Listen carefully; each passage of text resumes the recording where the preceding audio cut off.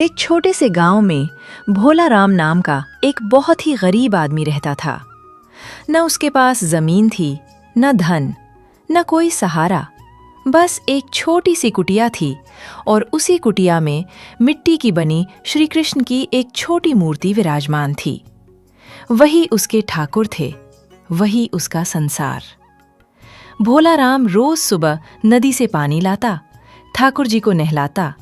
कभी दूध होता तो दूध चढ़ाता, नहीं होता तो सिर्फ पानी से ही काम चला लेता।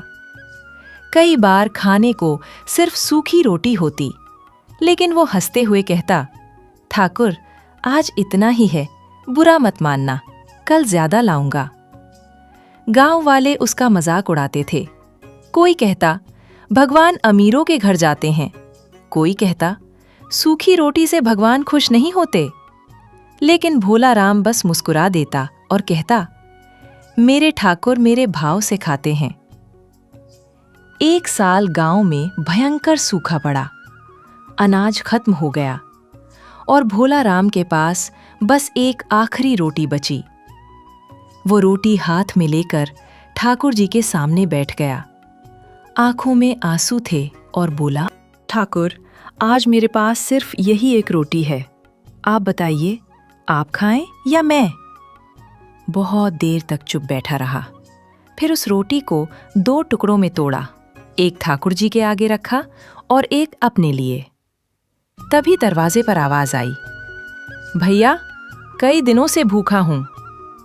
एक साधु खड़ा था। भोला राम ने बिना सोचे कहा, आइए महाराज, आज मेरा और मेरे ठाकुर का भोजन यही है। और उसने अपने हिस्से की रोटी भी साधु को दे दी और खुद खाली थाली लेकर बैठ गया। तभी ठाकुर जी की मूर्ति से आवाज आई, भोला राम तूने आज मुझे पा लिया।